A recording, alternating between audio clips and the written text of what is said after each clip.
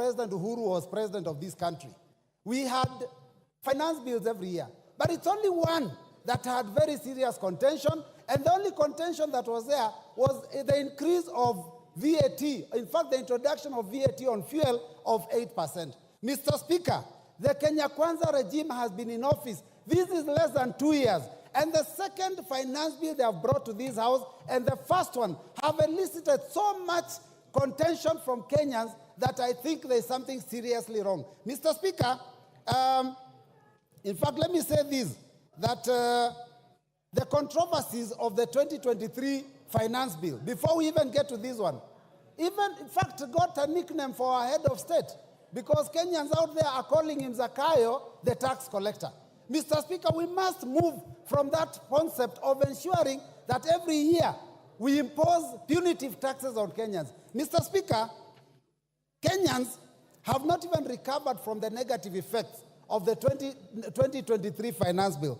Because, Mr. Speaker, the 2023 finance bill already drastically reduced the disposable income of Kenyans. Because, Mr. Speaker, we increased pay as you earn then, we went and increased the NSSF, we went and increased the NHIF. Now we are proposing to go to SHIF, which is even higher. Mr. Speaker, we introduced a housing fund. Mr. Speaker, it has been very, very painful for Kenyans. And Kenyans were hoping that this year things will be better, considering that in the last election campaign, Mr. Speaker, they were told that there will be pesa mfukoni, which means money in the pockets. Mr. Speaker, what we are realizing is that actually what this regime wanted was not to put money in anyone's pocket, but to take any money that was in the pockets of Kenyans. Mr. Speaker, the cost of government services have gone so high that we can't even afford our children to have ID cards. So, Mr. Speaker, when I look at a bill that proposes to increase the already overburdened Kenyans, it is something that we have to stand firm and reject. Mr. Speaker, let me say this, that we were told to tighten our belts. And I know this is the intention, that we be hit very hard the first 2, 3, 4 years. But, Mr. Speaker, you know, some people will lose their life because of the hunger now and because of the stress now. What do you do with them when they are 6 feet under in 2026, 2027? We are told to tighten our belts. And as we tighten our belts, Mr. Speaker, it is shocking to see the excesses that this government is going through. We are taxing Kenyans to raise money to run the government, and yet we have excesses. We are putting in money to build houses, to repair, to paint houses that were built with 400 million, and we are spending 600 million to renovate and paint. Mr. Speaker, it is very, very painful. And then we are told, tighten your belts as Kenyans. And 200 million Kenyan shillings is used on a return trip on a chartered plane to the US. Mr. Speaker, this is not acceptable. And all those missions are begging missions. When what we are doing here is we are living beyond our means. Mr. Speaker, I seek the attention of all those members that passed the 2023 finance bill and later on went and told Kenyans they didn't have time to read it. Now listen keenly. If you didn't read that one, you listen to us. Mr. Speaker, oppressive tax policies do not make good economic sense. And Mr. Speaker, let me just put it this way, that the last year's proposal was intending to raise 214 billion. But because it was oppressive, Kenyans did not pay as expected. And in fact, what we collected was only 131 billion out of that finance bill, which was only 53% of the target. Mr. Speaker, the more you put, the more burden you put on people, the more likely that they are going to look for ways to avoid that tax. So, Mr. Speaker, we have to be careful. We warned that that would happen, that people would evade. You didn't listen. We warned that it would lead to job losses. Many companies left this country and are now producing elsewhere, and unemployment has gone up. We warned that the tax increase is always passed to the common man. Mr. Speaker, the hustler of this country, the mamamboga, the boda, is the one that will carry the burden. Anytime taxes go up, it is not the big fish that actually pay these taxes. Because all they do, when you increase cost of fuel, all they do is pass it on to the consumer. And the consumer is mamamboga. The consumer is the last man in the chain. So, Mr. Speaker, we have to be very careful. Now, the 2024 tax proposals are as oppressive as 2023. We have not even fully implemented the 2023 ones. The E-teams, now we are discussing how we are going to remove it. There are those, those taxes on chamas that we have not yet implemented. Now we have brought other major proposals. And I hear Mr. Speaker talk of the tax proposals of 2023, it's like they have been reduced. Mr. Speaker, the bill that we hold in our hands, the bill that we read, has not been amended. What we are listening to is stories, Mr. Speaker.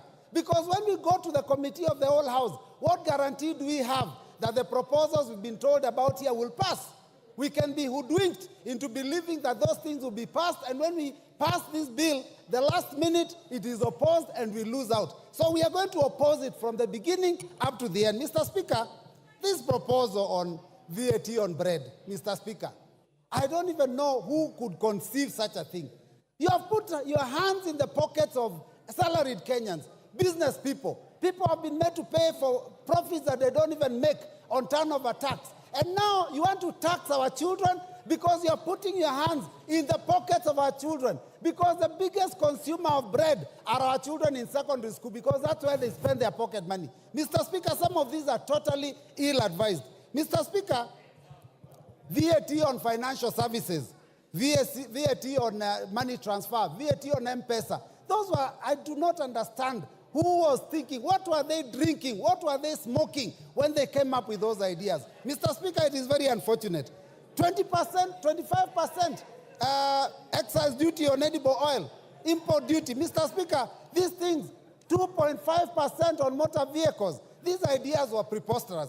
But Mr. Speaker, I believe that all those proposals were actually a smokescreen. If you read the 48 laws of power, you know, smokescreen. You lead them down the wrong direction until they lose focus.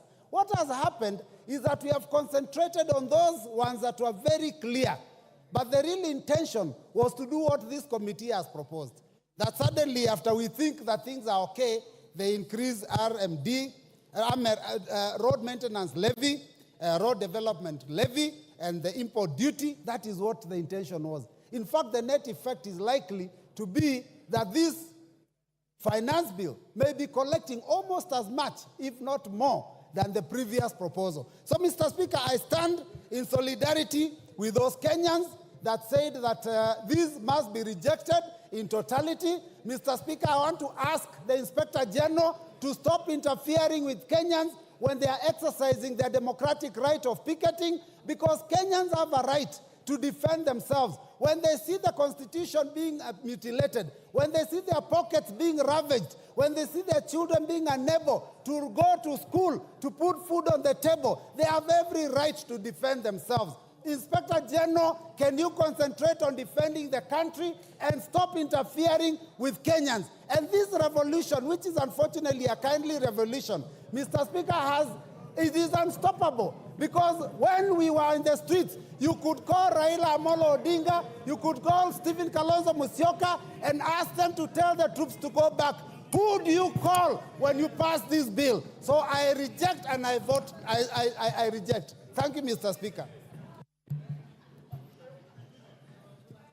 Thank you. Thank you. That order, Owen Bayer.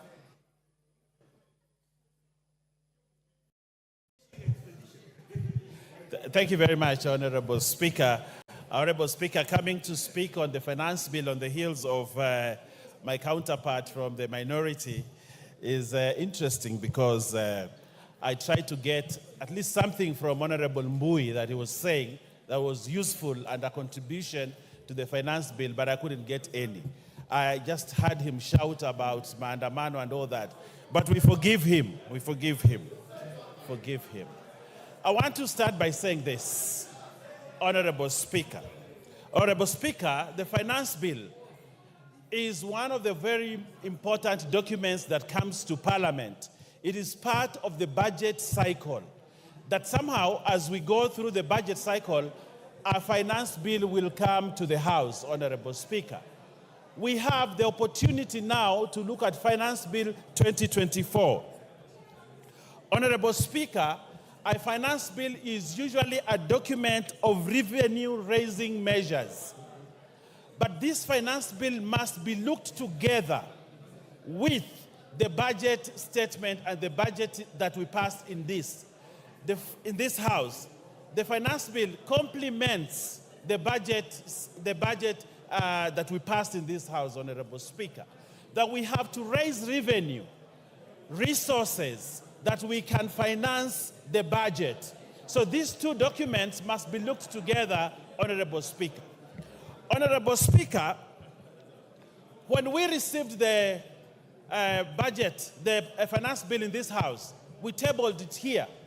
But it was a proposal from Treasury. And when a proposal comes to the House, Honorable Speaker, it needs to be debated. They cannot pass the way it has been brought. It is scrutinized by the House. And the Constitution, Honorable Speaker, gave us the opportunity to do public participation. And public participation, Honorable Speaker, is a key plank in passing laws and legislation in this House. Treasury makes wild proposals that comes to the House. But it is up to this House to sit down, debate those proposals, look at them, and see whether they are fair revenue-raising measures for the country.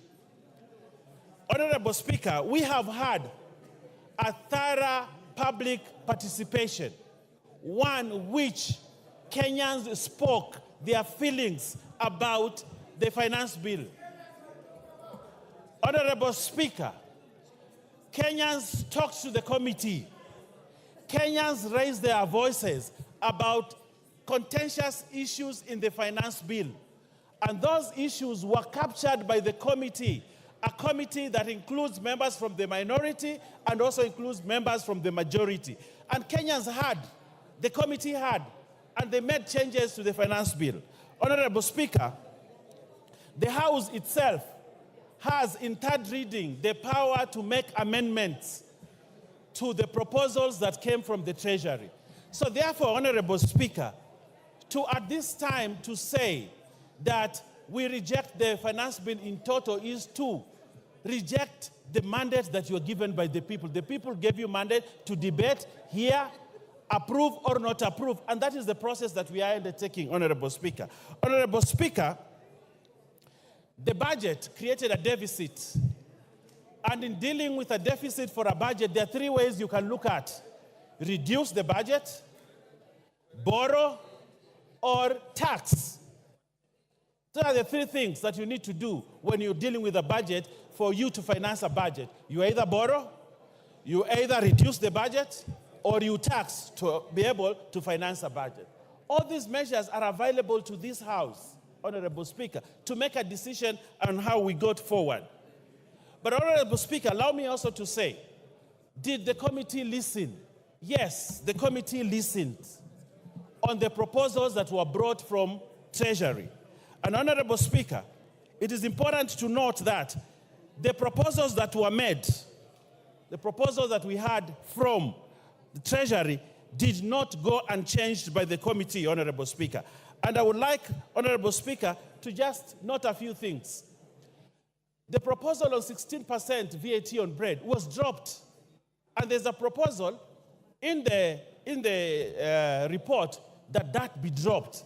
That is a win for Kenyans, Honorable Speaker, that now we will not have the 16% raise on bread in the finance bill. That has been dropped, and Kenyans are safe. They can have bread, and Mui and the children in school can have bread at less than the proposal of 16%. Honorable Speaker, we had noise about the motor tax, 2.5. Honorable Speaker, it is important to note that the committee listened, and when the committee listened, they dropped the 2.5 on motor vehicle because the committee listened, and now Kenyans do not have to pay that motor tax. Honorable Speaker, the eco tax that had been proposed by Treasury, the committee looked at it, studied it, and said we can only levy eco a tax on imported finished products. But for products that are manufactured in this country, they will not attract the eco tax that had been proposed by Treasury. Honorable Speaker, that is a win for Kenyans, which we might celebrate as a house, because the committee listened. Honorable Speaker, there was a lot of taxation on the payslip, and the people who had loans were even suffering. But what has this committee done in terms of those things? They have reorganized the taxation within a payslip, and now there'll be more money on people's pockets from their payslip because the committee listened, Honorable Speaker. Honorable Speaker, there are many gains in this report, not on the finance bill, but on the report of the committee, which is what will eventually go into making the Finance Act. So, Honorable Speaker, as we move forward, Honorable Speaker, and I'm sure many other people will look at the many issues that Kenyans have gained, but I also want to look at the budget, Honorable Speaker. Today, members of this House, CDF, will have more money than before because it was proposed in the budget and it is going to be financed in this finance bill, Honorable Speaker. Honorable Opio and I here celebrated the other day that political parties' money has actually been returned into the budget. And he was very ecstatic that there is money for political parties. But I asked him that question, but that money must come from somewhere. That money has to come from the finance bill, which will finance the money in the political parties. Honorable Speaker, the women. What's the point of order, Minority Leader? You know, Honorable Owen Baya was doing fairly well until he mentioned my name in respect of political parties fund. Honorable Speaker, you know, political parties fund is not a favor to anybody or to any political party. And as a matter of fact, the threshold set out in the law has not been met in this regime. And therefore, I want to ask you, Honorable Speaker, to compel Honorable Baya to withdraw those very unfortunate remarks and apologize profusely, not only to me, but to the House and Kenyans in general. Thank you. Owen. Thank you very much. It is very true that the budget has money for political parties. And that money will come from a source. And that source is the finance bill. So, Honorable Speaker, I am still within my limits of speech. Honorable Speaker, I also want to say this. We have a budget that we must finance. We have a budget that we must get money to ensure resources go to Kenyans, that services go to Kenyans, that development go to Kenyans, that we have to pay debt, the 1.0-something trillion of servicing the debt. We have to have money to do that. And one way is to raise money through the finance bill. Honorable Speaker, we have to make hard decisions for our country in order to make it forward. But if we want to be good people, Honorable Speaker, I read somewhere that if you want to be a good person, please go and sell ice cream. But if you want to be a leader, you have to be here and make hard decisions. Your time is up. Your time is up. You must make the hard decision to sit down. Honorable members, before I give the next member, allow me to acknowledge 2 schools in the public gallery.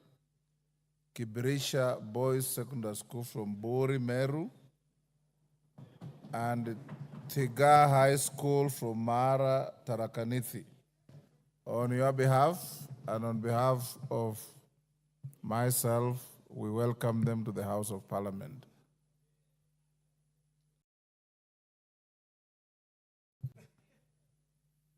Mama Zamzam.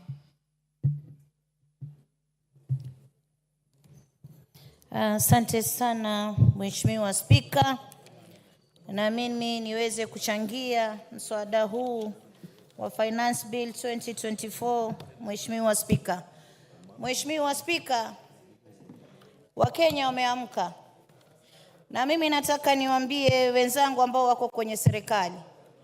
Wakenya honorable members, as Zamzam speaks, seeing the screen, I may be persuaded to go to 5 minutes, but let's see how we go. Asante sana Mheshimiwa Spika. Yes. Mimi nataka niwaambie wenzangu kuwa Wakenya wameamka. Mheshimiwa Spika, ile budget ama hii finance bill ilivyowekwa, Mheshimiwa Spika, kuja kuweka mkate, edible oils na vitu ambavyo vinamgusa kama vile magari, Mheshimiwa Spika, ile ilikuwa ni strategy ya kuweza kuwaondoa Kenya katika ile shetani kubwa ambayo imebaki ndani ya hii bill, Mheshimiwa Spika. Mheshimiwa Spika, Wakenya wamemakinika, ukiwaona wanaingia barabarani wenyewe bila baba, jua kuna shida. Na Mheshimiwa Spika, mimi nataka niseme hivi. 2023 finance bill. Sisi tunasema hapa kuwa Wakenya wamesikizwa maamuzi yao, wamesikizwa kauli zao kwenye kuchangia katika huu mswada, Mheshimiwa Spika. Lakini ikumbukwe kuwa, ifahamike kuwa 2023 finance bill Wakenya walikataa kabisa housing levy, lakini ililazimishwa kwao, Mheshimiwa Spika. Kwa hiyo tusije kudanganywa kuwa kuna vitu vilivyoko humu ndani ya bill kuwa Wakenya wamekubali. Mheshimiwa Spika, sijui yule aliyokuwa akipanga mambo ya mkate alikuwa anafikiria kitu gani, Mheshimiwa Spika. Lakini mimi nitasema hivi, naangalia ile pesa ambayo inaweza kukusanywa, ambayo imekadiriwa kukusanywa, naangalia na matumizi yake, Mheshimiwa Spika, Wakenya wamefinywa. Na mimi nataka niwaambie, hata paka ukimpiga paka ukamfungia ndani ya nyumba, paka atakung'ata. Imefika wakati sasa Wakenya wanaanza kutufuata sisi na messages zinatumiwa mpaka rais, Mheshimiwa Spika. Hii Kenya watu wameamka, Mheshimiwa Spika. Na mimi nataka niwaambieni, tutacheka leo, wengine wanasikia raha, wengine mmetumwa mpige yes, lakini kumbukeni, hii bill ambayo mnaifanya saizi si yenu tu, itashika vizazi vijazo. Itafika wakati wewe hauko bungeni, itafika wakati wewe mtoto wako, mama yako, ndugu yako hana njia, hana uwezo, itamfinya. Kwa hiyo tukitunga sheria sisi tunaangalia sheria, tunatunga sheria ya kuweza kusaidia ama ni sheria ya kuweza kumvunja Mkenya. Mheshimiwa Spika, naangalia bajeti ambayo imewekwa katika ofisi ya rais, Mheshimiwa Spika. Ukiangalia State House imewekwa karibu bilioni 8, 7.9 billion. Ukiangalia Office of the President imewekwa 4.5 billion. Ukiangalia ofisi ya naibu wa rais imewekwa 4.5 billion. Haya matumizi hayajaonyesha yanaenda kufanya kitu gani, Mheshimiwa Spika. Wakati ambapo pesa ambazo zinakwenda kwa mwananchi unapata amewekewa pesa duni kabisa. Ukiangalia upande wa help, Mheshimiwa Spika, wanaingiza na mkono huu wanatoa 16% kwa cancer patients. Sisi tunataka kupigana na saratani. Kina mama wanaugua saratani, watu wa maskini ambao hawajiwezi, huu ugonjwa umewafikia. Ikiwa sisi tunaongeza mpaka kwa magonjwa, tunaongeza tuna tax ugonjwa wa Kenya, wabunge wenzangu, tunaelekeza wapi taifa hili? Pale ndani ya State House mkate peke yake na maziwa na nini, ile bilioni 13 mimi naiangalia nasema, jamani, tuoneni haya. Mgala muweni, haki yake mpeni. Huyu ambaye tunamnyang'anya hizi pesa kwenda kufund vitu vya starehe ni mtu ambaye analia kwa Mungu kila siku asubuhi akiamka, Mwenyezi Mungu, natoka ndani ya nyumba yangu, nishukishie riziki kwa mikono yangu niweze kulea watoto wangu. Lakini sisi katika ile ruzuku yake tunaenda kukata. Kwa mfano, Mkenya anatoka nyumbani, mshahara wake ni 50,000, Mheshimiwa Spika. Katika 50,000, Mheshimiwa Spika, 24,000 yote inakatwa na serikali, Mheshimiwa Spika. Hapo hiyo ni katika tax peke yake. Mara hii pay as you earn, sijui nini, kisha anabaki na 29,000. 29,000 kiangalia, Mheshimiwa Spika, ana stima ataka kulipa, ana maji ataka kulipa, ataka kununua unga, ataka kupeleka mtoto shule. Mheshimiwa Spika, Wakenya wamechoka. Wakenya wamechoka. There's a point of order from the committee chairman. Asante sana Mheshimiwa Spika. Nimesikia rafiki yangu Mheshimiwa mbunge wa Mombasa akisema kwamba kuna kodi ambayo imewekwa kwa wagonjwa wa saratani. Na ningetaka kwamba anieleze ni kipengele kipi katika huu mswada ambao unaongea kuhusu hiyo, kwa sababu Mheshimiwa Spika, haya mambo ya kumisinform ama kuwadanganya Wakenya kwa mambo kama hayo kwa sababu ya siasa kabisa ni makosa na haifai kufanyika. Mama Zamzam, that is a fair challenge. Order. Ngoja. Order. That's a fair challenge. Can you point out which... Ngoja nipe nafasi Mheshimiwa Spika, nitaiangalia kisha kipengee mahali kiko. Lakini kiko, Mheshimiwa Spika, nipigieni kelele, mimi sijali, nitawaambieni ukweli, Wakenya wanahangaika. Mmekuja hapa, mmelipwa pesa, mmepewa pesa nyingi kuja kuwa Wakenya katika bunge hili. Order. Order. Order. Order, honorable members, order. Order, Mama Zamzam. Order, Honorable Zamzam. Order. Honorable Zamzam. Order, KJ. Order, members. We were doing so well in terms of decorum and production from members until we reached here. Mama Zamzam, order, standing order 91. Every member is responsible for the accuracy of any facts which you allege. And the Speaker doesn't get involved in your allegations until you are challenged. When a colleague challenges you, the easy thing is not to raise your voice. The easy thing is to say, this is found in clause this and that of the bill. And it ends there. That is how you discharge your responsibility. If it is not in the bill, then the challenge becomes legitimate, and the decent thing to do is to withdraw and move on with your other contributions. Order. The Speaker needs no assistance, Honorable Kamket. Honorable Zamzam, if it is in the bill, point out to the chair of the committee. If it isn't, just withdraw and move on with your other contributions.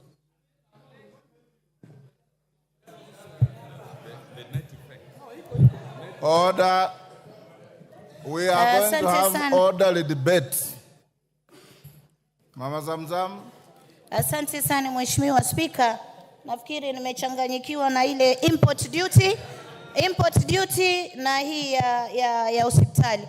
Mimi nataka niwaambie kitu moja. Honorable Zamzam. Mheshimiwa Spika, nimekubali. Kama haiko uiondoe alafu uendelee. Haiko Mheshimiwa Spika, lakini pesa ambazo wanafanya za matumizi ni nyingi. Haiko, nimekubali. Order, Mama Zamzam. Order, honorable members. Take your seat, Mama Zamzam. Order, Mama Zamzam. Order. Order. Order. Order. Order, Mama Zamzam.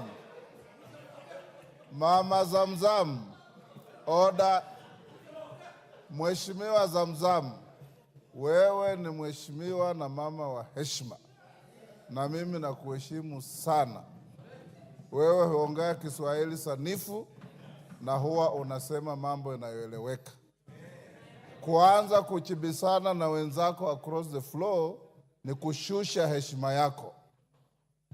Sasa nakwambia, ondoeni ile ulisema kwamba haiko na uendelee na mambo mengine. Kubishana na kupiga kelele haina faida kwa hii chumba. Order. Order. Honorable Mbadi, order. Order. Honorable Mama Zamzam, withdraw and proceed. Honorable Mbadi wants to mislead you. Just withdraw and proceed. Order, Honorable Mbadi. Give Mama Zamzam the mic. Huh? I withdraw, Mheshimiwa Speaker. Well done. Now proceed. Sasa na proceed. Lakini Mheshimiwa Spika, watu wakija hii bunge kila mtu ametoka kwao amepigiwa kura zake Mheshimiwa Spika. Just proceed without complaint. Mimi hata nitalalamika kwa sababu amenitukana ule mzee na nywele nyeupe. Mheshimiwa Spika, mimi naangalia katika hata cooking stove ya kupikia wameongeza 3%.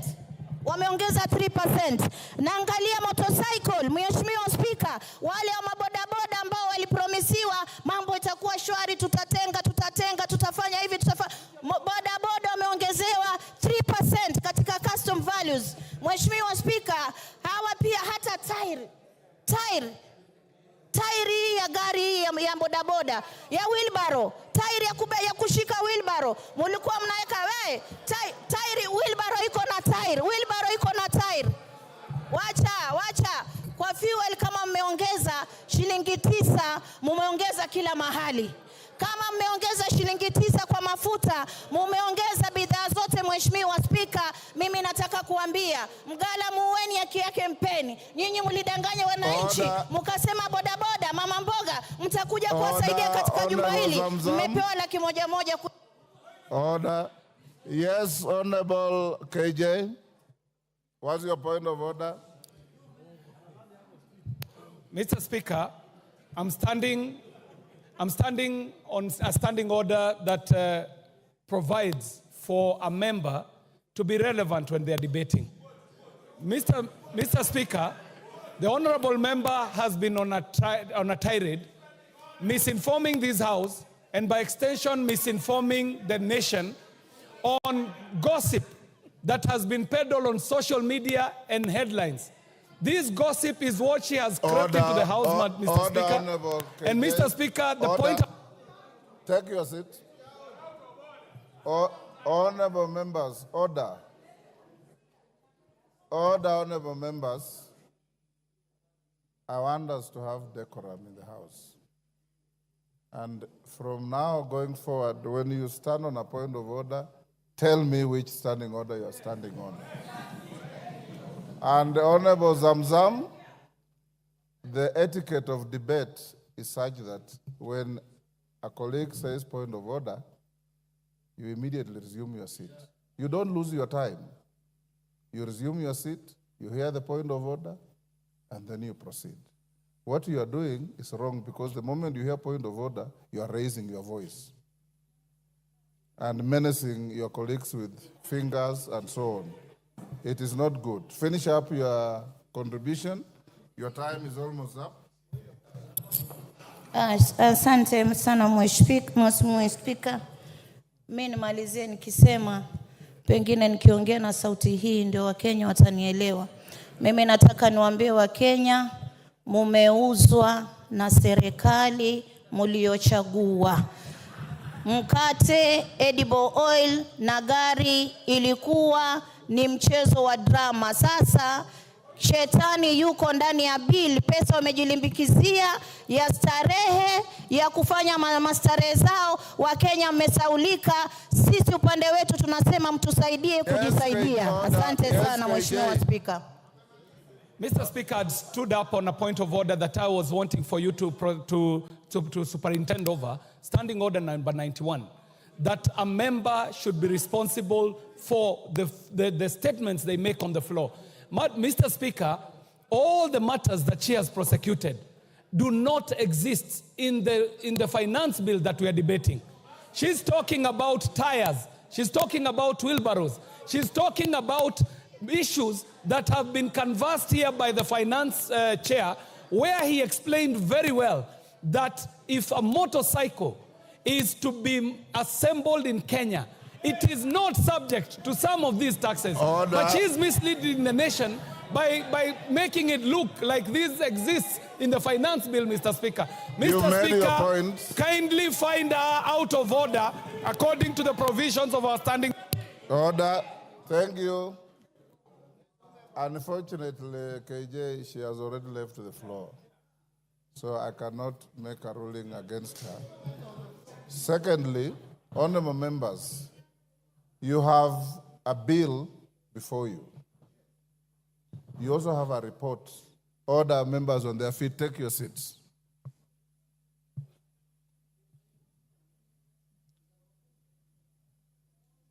You have a bill before you. You also have a report of the committee. The mover of the bill extensively made reference to the report, said this has been dropped, this has been dropped, this has been dropped. You may be convinced, you may not be convinced. When you are debating, make your reference to the bill. You're also at liberty to make reference to the report. Nobody will be tailored to have one track. Make your reference to the bill, make your reference to the report. What I will not allow you to do is to say things that are neither in the bill nor in the report, the way Mama Zamzam was trying to do. Wachira Karani. Thank you. Yes, Honorable Millie Odhiambo, what's your point of order? Thank you for your guidance, Mr. Speaker. Mr. Speaker, I'm just standing with a lot of due respect and concern over what you have just said. Mr. Speaker, first I want to thank you for giving us guidance and direction that we can make reference to the bill and to the report. Mr. Speaker, one of the rules of debating in this House is you can go outside those two so long as you make a link with what is in the report and what is in the bill. But when we are being told that I must speak in that narrow sense, Mr. Speaker, we are being gagged. Order, Honorable Millie. We are feeling gagged. Take your seat. Honorable Millie, nobody's being gagged. The rules of debate are very clear. You can make conjecture. You can make reference to matters known to you. But when you are challenged by a colleague, you have a duty to respond and respond relevantly. The Speaker is not here to gag anybody, and nobody will be gagged, including you, Millie. All right? Wachira Karani. Yes, Junet Mohammed. Mr. Speaker, you have guided very well, Mr. Speaker, and I want to thank you. But, Mr. Speaker, having said that, can we have... Order, Ruth Odinga. It is out of order to stand between a member on his feet and the chair. Yeah, Mr. Speaker, you have guided us very well. But, Mr. Speaker, members must know that we are debating a bill as it is. The report is giving us proposals on what the committee thinks we need to do. But the bill as it is now is not amended. So when somebody talks about 3% on wheelbarrow, 3% on mokokoteni, he is debating in accordance with the way the bill is as this morning. And the bill can only be amended here. The proposals that you did yesterday at the State House can only happen here on this floor. Those were just a press conference. So refer to the bill as it is and refer to the report. So when it is amended in the House is when those things will take effect. Thank you very much. Order. Otienda Molo. Thank you, Mr. Speaker. Mr. Speaker, understanding Order 83, my first point, I think, has just been made by the Honorable Junet.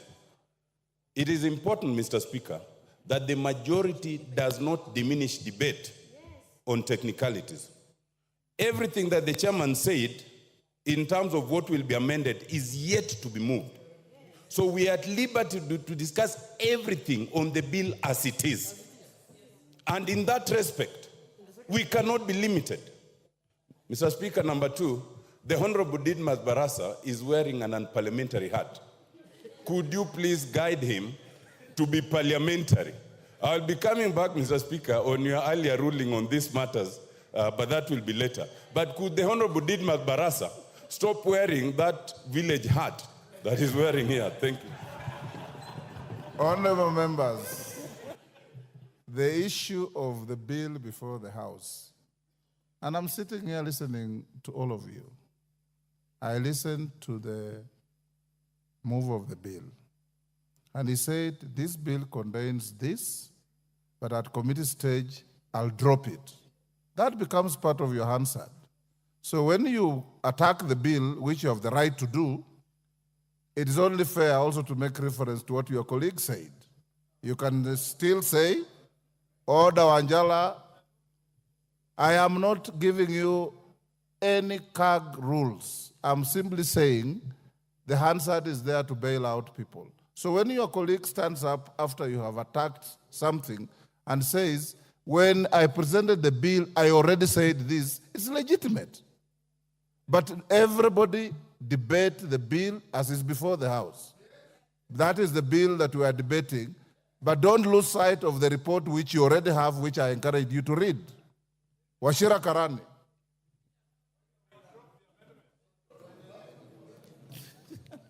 Thank you, Mr. Wachira Speaker. Karani, you have the floor. Yes, thank you very much, Mr. Speaker. I thank you for giving me this opportunity so that I also do my contribution. Mr. Speaker, before this committee gave out the report, Kenyans listened to talk shows, to radios, to newspapers, analysis. That is what they judged the report with. In my constituency, I've visited several places, Mr. Speaker. I've gone to churches. I've gone to trading centers. I've listened to the messages. I've read the messages the people have sent to me. And I can say this without blinking. What has been presented by the committee as the report and what has been spread by the talk shows, they are totally two things that are totally different. Mr. Speaker, on my side, I chose to communicate with my voters. I told them to enumerate the clauses that are contentious, which they did. And they did on 5 contexts. First of all, they complained about the VAT 16% on the bread tax. They also complained about the tax on edible oils. They also complained about the tax on motor vehicle, the 2.5%. They complained about the eco levy, the 5 items. And I promised them that I'm going to approach the Committee on Finance so that those are addressed. I'm very happy this morning because the committee, led by the very able Honorable Kimani, has reviewed all of those. The tax on bread has been removed, the 16%. The 2.5% on motor vehicle levy has been removed. The money transfer have been removed. So me, as I stand, Mr. Speaker, I just want to thank the Committee on Finance for work well done, doing a thorough job, and listening to what we have communicated to them and acting on them. I support, Mr. Speaker. Minority Leader. The Honorable Speaker, let me make the following comments concerning the Finance Bill 2024. But I want to pick from where the Honorable Robert Mbui left. You know, Honorable Speaker, we have been around for some time. As a matter of fact, this, I think, is my 12th year in this parliament. And even before that, I was living in Kenya. What is so unique with this government that for 2 years in a row, the matter of finance bill is causing hulabaloo, is causing commotion, is causing pandemonium until young children are coming out the streets. We have had finance bills since 1963. We have had them. We had them during Jomo Kenyatta time. We had them during President Moi's time. We had them during President Kibaki. Recently, we had them during President Uhuru's time. But in this regime, 2 years in a row, the finance bill is causing serious problems to Kenyans. And is exposing the regime as totally insensitive to the plight of the people. Do you want information from Kamket? Certainly no, Honorable Speaker. How can Honorable Kamket inform me, Honorable Speaker? Really, no. So, Honorable Speaker, that is the question we must ask ourselves. And then it again raises the issue. Who advises this government? Who are the real advisors? In terms of economics, in terms of finance management, leave alone politics. Politics we can deal with later. But who advises this government? Because it seems to make mistake after mistake, mistake after mistake, mistake after mistake, Honorable Speaker. Following the outcry that happened after the 2023 finance bill was unveiled, I had imagined, I had thought that this government would be the wiser this time around. What we see is actually a worse case. As they say, the more things change, the more they remain the same. Honorable Speaker, I have read the bill in its entirety.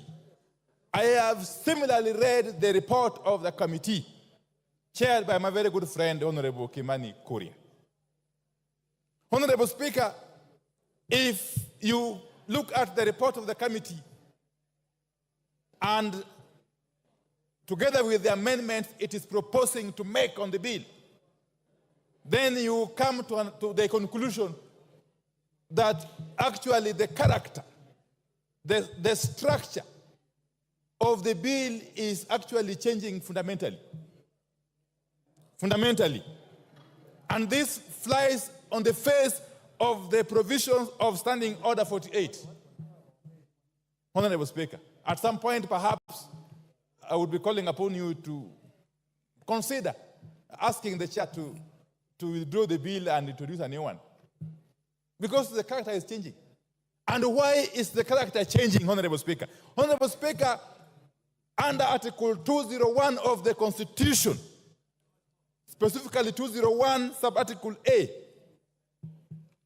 on the matter of principles that govern or guide public finance management.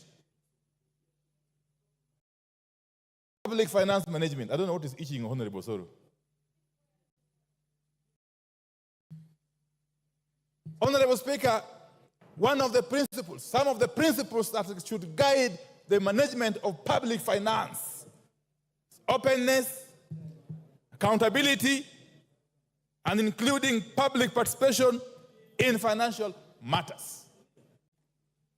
If you can come out of the blues and tell us that now these things that we had introduced in the bill, these taxes that we had introduced in the bills, we are now removing them.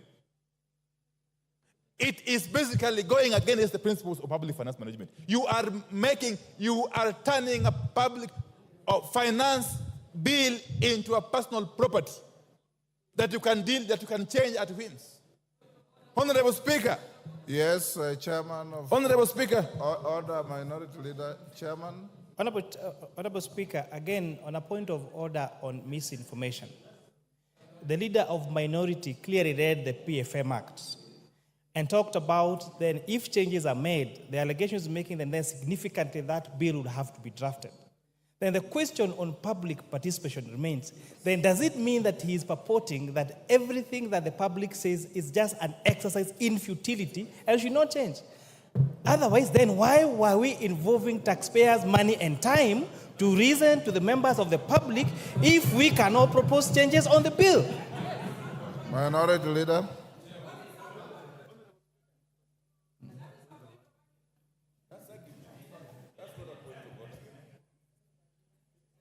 Proceed.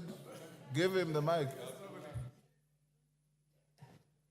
You are giving the next. Give him his mic. Anyway, just come.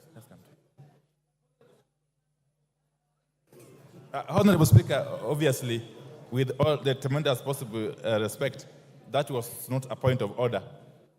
The Honorable Chair can actually advance that argument when he gets time to reply. Honorable Speaker, let me proceed this way. That Kenyans are already overtaxed. In fact, if you look at Kenya vis-a-vis the rest of the world, you would be forgiven to conclude that Kenyans are some of the most taxed human beings on earth. And therefore, any responsible government would be looking at ways to lessen the tax burden on Kenyans, not to increase it, Honorable Speaker, as this bill is attempting to do. Honorable Speaker, in spite of the recommendations in the report, which look very flowery, Honorable Speaker, we have always been reminded that the devil is in the details. I am aware, even though this is not part of the finance bill, that there are plans to increase the levy on roads maintenance. I know, of course, the amendment will come separately. Yes. The moment you increase the road maintenance levy by even a shilling, leave alone the 9 shillings being proposed, the ripple effect is enormous in all sectors of the economy. And the loser is the common Kenyan taxpayer. Honorable Speaker. And therefore, this is a case of taking with one hand, giving with one hand, and taking back with another hand. It's not helping the situation, Honorable Speaker. Honorable Speaker, this economy has become too hostile for foreign investors. Indeed, even for local investors. We have got documented cases of manufacturers who have shifted base from Kenya to our neighboring countries as a result of this unbearable tax burden that keeps shifting. Actually, you can never be sure because it is so unpredictable that no sensible investor can actually put their money in this country. To make matters worse, we are witnessing what could be compared to the state capture that happened during the President Jacob Zuma's regime in South Africa. Honorable Speaker, and I will explain shortly. Honorable Speaker. Honorable Speaker, if you take the case of the manufacturing sector, and specifically the steel and cement manufacturing sector, that sector is now under total control. Who is being assisted as we watch? Indeed, Parliament is complicit.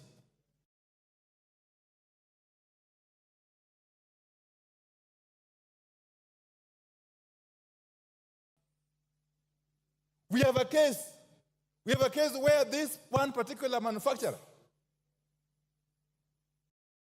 is the only person who has the capacity to manufacture billets which are used in the steel manufacture. And actually clinker, which is also used in the manufacture of cement. To make it worse, this same manufacturer, who has got the support of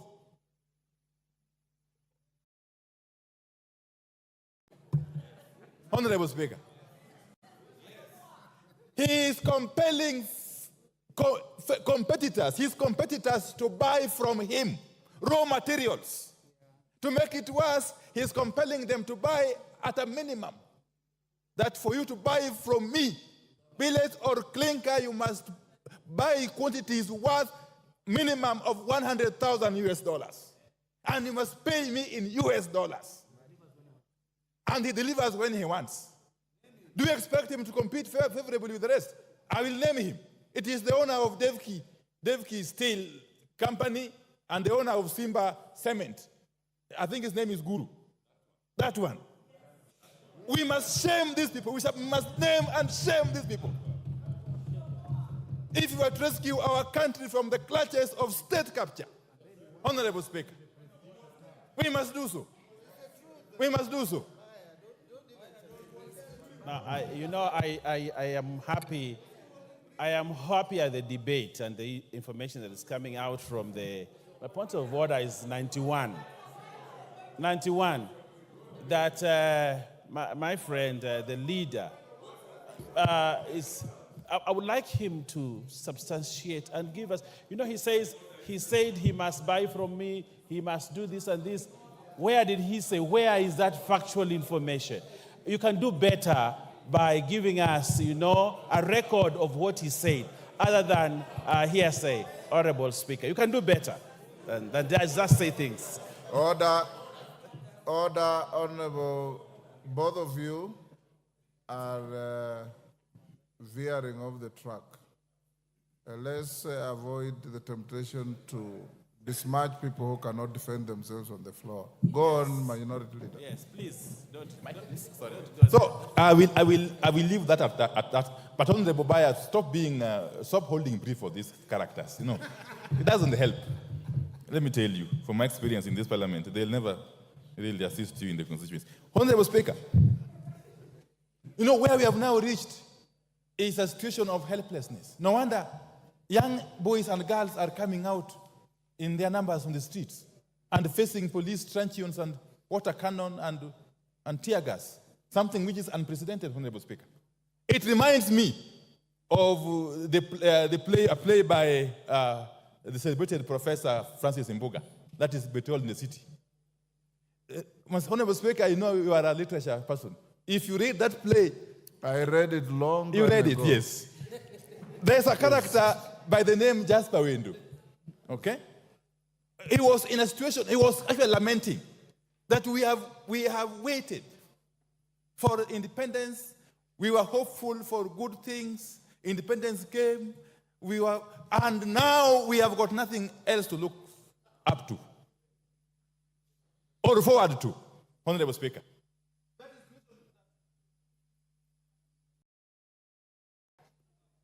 He has 15 minutes. Has he finished 15 That minutes? is the situation. Your time is up. Finish up in 1 minute. Children are finding themselves in this country. They have already lost hope. They are not seeing any hope in us as their leaders. And therefore, they have taken it upon themselves to come out to the streets to defend their rights, Honorable Speaker. And as they do so, those who are in charge of the instruments of the state, especially the Inspector General of Police, must be cautioned not to misuse those instruments to interfere with the enjoyment of constitutional rights by Kenyans who are free to picket, to demonstrate, to do sit-ins, and indeed to capture Parliament. Time up. Because Parliament seemingly has become rogue. Honorable Speaker, I oppose. Osoro. Thank you very much, Honorable Speaker. Honorable Speaker, listening to my colleagues from the other side, Honorable Speaker, one need not to be a rocket scientist to know that they are playing populist politics as far as this report is concerned. You'll be left wondering whether they are contributing to the same debate, to the report before us, or they are giving us theories and stories that are unnecessary, Honorable Speaker. Honorable Speaker, I'll qualify my statement with these points. Last week, when the budget estimates were presented before this House, Honorable Speaker, and even when the chair for budget was highlighting some vote on the budget, Honorable Speaker, I saw honorable members across the political divide very happy. He did say that 500 million shillings has been added to NGAF. The honorable chair went ahead and said that CDF has gotten an extra 10 billion shillings, that each constituency here will be getting an extra 30 million shillings. And everybody here was very happy. In fact, the honorable members who represent counties, commonly known as the honorable women reps, even did a post appreciating His Excellency the President, saying that, you know, Your Excellency, we are very happy you've added us 500 million. We pray that next year you even add the same amount or even higher to that amount, to the 500 million. Honorable Speaker, I do not understand. You cannot eat your cake and still have it. You cannot say on the other point, on the other hand, that you are supporting what the executive is doing in terms of funding you, what touches you, but you cannot show them where they'll get this money from, Honorable Speaker. What is your point of order and under what standing order? Mr. Speaker, I may not quote the point of order, but mentioning Then you are out women of order. reps Take your in seat. this budget, Mr. Speaker. Order. Honorable Osoro, Order, Honorable Mbayu. I have made it very clear for orderly debate. I'll give you every point you want. Tell me which standing order. The order, you've lost your chance. Go on, Osoro. Thank you very much, Honorable Speaker. So, Honorable Speaker, what I was saying is, with the additional budget, with the additional needs, because everybody was very happy that 30 million per constituency is going to be added in their constituency, 50 million to every constituency, Honorable Speaker, then it means that, and considering the tax base and our taxes going back into the years, then it means, Honorable Minority Leader, that there was need for us to expand our tax base so that we get that money that you need for development. The other day, Honorable Speaker, a member here raised the issue with the intern teachers. Intern teachers who were suspended the other day, and some who are on contractual basis and need to be employed on permanent basis. Honorable Speaker, that needs money. Our collection is not sufficient to meet the 4 trillion budget that was read in this House, Honorable Speaker. Then raises some questions, Honorable Speaker, in this House. What do we do? Do we raise, do we continue borrowing? Do we raise our borrowing ceiling, Honorable Speaker, and start looking for money from the external sources? No. We need to expand our tax base, but not at the expense of Kenyans. We expand our tax, it's actually a double benefit. We expand our tax base while focusing on manufacturing and local production of our things, Honorable Speaker. And I will single out 2 things, 2 very important factors, Honorable Speaker. What this report by the Finance Committee proposes is to increase the excise duty of China or other countries. That excise duty is going to be increased on only fully assembled motorcycles. What does that mean? Or finished product. What does that mean? The locally assembled motorcycles here will have a competitive price against those ones. Factories will have increased in our industries here, in industrial area. People will want to assemble the factories for motorcycles at industrial area. Then that means we will grow our employment that we promised our people. It will have created jobs in this country. That is a positive, Honorable Speaker. Number 2, Honorable Speaker, this report by the Finance Committee proposes to increase excise duty on imported table eggs, Honorable Speaker.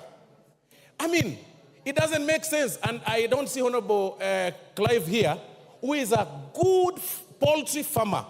He's got over 10,000 chicks that he rears in his farm and sells eggs across Gusii region, Honorable Speaker. And he can tell you, his competitors get eggs from Uganda. His competitors get eggs, import eggs from Tanzania. What does this report propose, Honorable Speaker? This report proposes to increase excise duty on the eggs imported from those neighboring countries so that we can be able to grow our local market, our local farmers, Honorable Speaker, in Muranga and including Honorable Gisairo, who is a poultry farmer, Honorable Speaker. Then on the positive side, this very report removes the excise duty on the eggs that are brought for hatchery, the eggs that are brought for production, not table eggs. When fertile eggs, and I'm being guided by Honorable Owen Bayer, they're called fertile eggs. I hope you're right. So, Honorable Speaker, Honorable Speaker, when we are debating on this report, it's important for us to also be very factual and tell Kenyans the truth. You cannot say that, on the other hand, you want Kenyans or this government to look for jobs or to create jobs, and on the other hand, you want to continue encouraging importation of goods. Can you imagine, Honorable Speaker, up to this time and era, we are still depending on sanitary pads and diapers from India and China. What does this report do? Increases excise duty on the finished product of the sanitary pads and finished product of diapers to grow the local manufacturers. That was the proposal by the Kenya Manufacturers Association, because they also complained. We listened to them, the committee listened to them, to grow them here. Have you ever asked yourself here? Mzamo, what is your point of order and on what standing order? Standing order number 83, Mheshimiwa Spika. Mwenzangu amekuwa akizungumza akikadiria ule ugavi ambao umetolewa katika finance bill. Mheshimiwa Spika, ametaja ugavi ambao unakuja kwa viti vya kina mama na ule ambao umekwenda kwa wabunge. Mheshimiwa Spika, ukipiga hesabu ugavi huu milioni 500 unaenda kwa wananchi, sio kwa viti vya kina mama. Unaenda kwa wananchi, wanaenda kupewa mambo ya empowerment ili waweze kukuza uchumi. Mheshimiwa Spika, pale ni mambo inaenda katika ukuzaji. Lakini zile pesa ambazo sisi tunauliza Mheshimiwa Spika ni zile ambazo zimeenda kwa makadirio ambayo hayaleti uchumi juu, ni mambo ya starehe. Kwa hiyo Mheshimiwa Osoro, usiweze kudanganya wananchi ukasema wameletewa milioni 500 wakati mkono wa pili umechukua mabilioni. Mheshimiwa Spika, asante sana. That is an argument. That is an argument. Go on. Thank you very much, Honorable Speaker. I was really struggling to understand what she was saying. But what ideally I meant when I said about the 500 million and 10 billion by NGCDF, I meant that... I have ruled her out of order. Proceed with the argument. Thank you, Honorable Speaker. So what I am saying, Honorable Speaker, is that it is important for us not to just whip emotions and talk populist politics at the expense of manufacturers that are setting pace in industrial area, Honorable Speaker. And Honorable Speaker, this is very important, Honorable Speaker.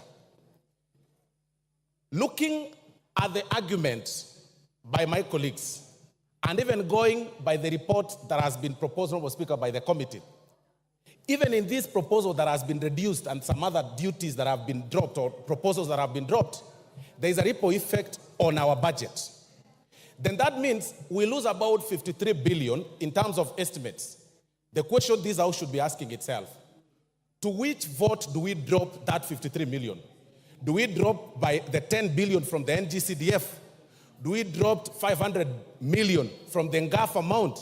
Or do we drop 15 billion that was allocated, extra 15 billion that was allocated to the counties? That should be the question that we should be talking about. But all these other stories and people complaining and raising issues unnecessarily, Honorable Speaker, it is actually wrong. Let's restrict ourselves to the report. This is not politics. You all know this is very important for this country, and it has an effect to our growth and the growth of our common mwananchi. Thank you very much, Honorable Speaker, and for that reason, I support the report. Rachel Nyamai. Thank you very much, Honorable Speaker, for giving me an opportunity to contribute. Honorable Speaker, I support this report, and I have listened, Honorable Speaker, to the chair as he moved the report, and to the vice chair, the Honorable Ambassador Benja, as he supported. And Honorable Speaker, I am convinced that I cannot be interested and very happy with the budget, and at the same time, I pretend to be unhappy with the finance bill that is supposed to fund that budget. Honorable Speaker, the proposals that have been given by this committee to amend are making this bill very good and highly acceptable, especially after dealing with the matter of bread and also dealing with the matter of taxation on motor vehicle, among others. Honorable Speaker, I also support this bill because it gives additional money to the counties, Honorable Speaker. Counties have been getting around 385 billion. That is the highest that we have ever seen. And this bill, Honorable Speaker, gives an additional money to the counties, approximately 15 billion, Honorable Speaker. I'm seated to a very sharp CPA, Honorable Bandi, and he has told me that if you are not sure of the figure, say approximately. Approximately, Honorable Speaker, 15 billion to our counties. And this money is going to our road project, health, agriculture, markets, water. What else do I want, Honorable Speaker?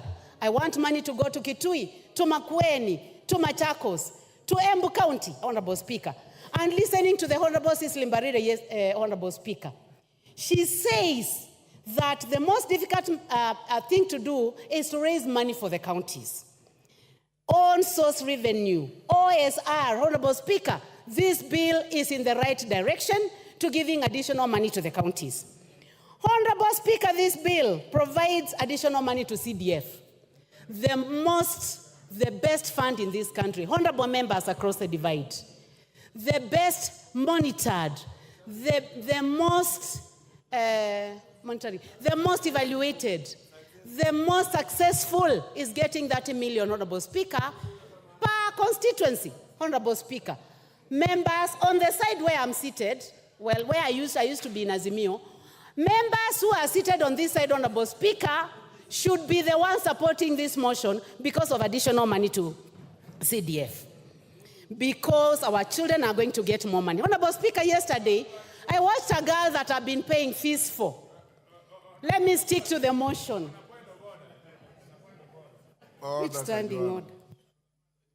Yes, Kajwang, what's your point of order? On a point of order, the gracious lady that has just spoken, the last I checked, she was in AZIMIO through Jubilee. Could it be that those positions have changed, or could it just be a misleading statement, Mr. Speaker? That is not a point of order. Go on.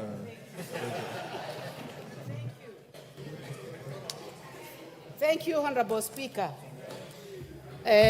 for your wisdom. I knew that you wanted to distract me. Honorable Speaker, I was just saying that I watched one of the girls that I pay fees for, and she was in the street, and she had written a message to me the previous day. And I asked her, you told me that it was about taxation on motor vehicle and bread. Why are you in the street? Honorable Speaker, I have just shared the video with CPA Bandi. The girl told me that she was not in the street concerning the bill, that she was doing TikTok, Honorable Speaker. And she was swinging, Honorable Speaker, very nicely. She told me that she was there because she wanted to get views for TikTok, Honorable Speaker. So, Honorable Speaker, and I'm going to show you, Honorable, she says that she cannot find the stones because the community that provides stones was missing in action. So she was wondering where the stones were. Honorable Speaker, going back to this bill, it is important to note that our finance bill for the previous year has made Kenya the 27th fastest growing country in the world, Honorable Speaker, in the world. You need to look at this Financial Times, members seated on my side, that Kenya is the 27th fastest growing country in the world because of the bill that we passed last year. Honorable Speaker, also, because of passing a good bill led by the Chair Finance, Honorable Speaker, Nairobi Stock Exchange is the best stock exchange in the world. That is not according to Rachel Nyamai. That is not according to the Honorable Speaker of the National Assembly. It is not according to the President of this country, Honorable Dr. William Samoei Ruto. It is according to the Financial Times that the Nairobi Exchange is the best in the world. Honorable Speaker, education is an equalizer, Honorable Speaker. This bill, Honorable Speaker, proposes approximately 658 billion to education. Some of us found our way here because we went to school. Our parents never saw a classroom. My own parents, Honorable Speaker, never stepped in a classroom. My father he was not literate. He was an assistant chief who was not literate. So I am only here because I got education. Let us support this bill for the 558 billion that is going to education, Honorable Speaker. Honorable Speaker, I support this bill because it is giving an opportunity to our industries. We are saying that for a phone that has been assembled out here must be taxed. But the one that is produced by 4 companies, Honorable Speaker, that have set up here in Kenya must be given an opportunity, and that is the one that is not going to be put through taxation. So we would like these companies to continue working so that they can hire our boys and girls, so that we can have technicians working there. Honorable Speaker, concerning sanitary towels, also, it is the sanitary towels and pampers that are from outside the country. Those who are setting up here, producing here, hiring our children are not going to be taxed, and this is an effort towards a job creation. Honorable Speaker, this bill also is proposing additional money to electricity, last mile connectivity, 50 million per constituency. Honorable members, what else do we want? We must tell Kenyans the truth, that this country has made a decision that we need to light up this country. We need to extend the working hours. We need to ensure that there is energy in my villages, in Motomo, in Ekoda, in Kanziko, in Kasala. They must have power so that they are able to work longer and they are able to provide jobs. Honorable Speaker, every country aspires to have a net budget. And Honorable Speaker, I want to go to the figures, and I'll be careful, again, as advised by my friend here, who I have looked at his eyes, Honorable Speaker. I have never looked at Bandy's eyes nicely. But today I have looked direct into the eyes of the Honorable Bandy, and his eyes are very good, Mr. Speaker. And he has told me that...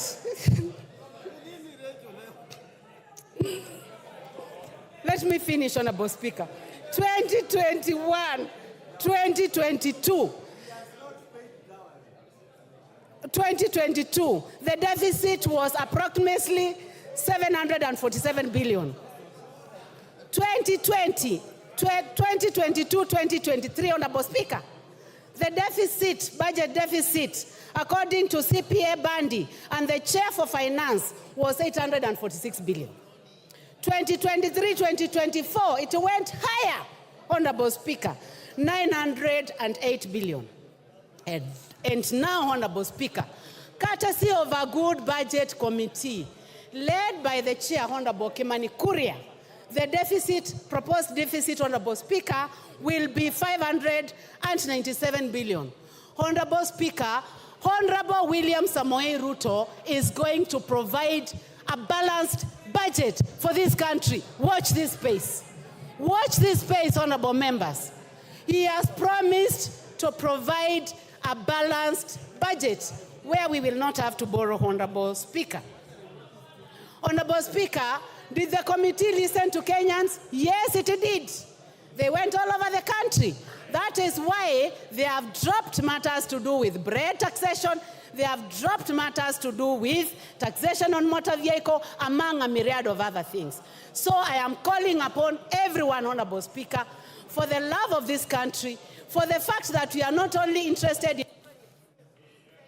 Your time is up. Cynthia Muge.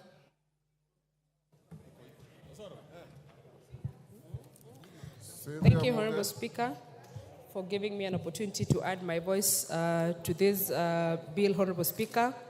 And from the onset, Honorable Speaker, I want to say that I support this bill.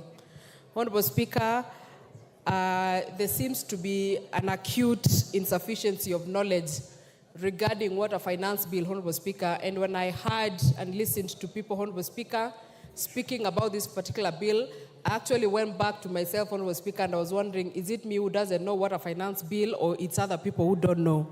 Honorable Speaker, when you hear the running call of reject the finance bill in its entirety, Honorable Speaker, it is a very irresponsible comment to make, Honorable Speaker, because of the importance of a finance bill.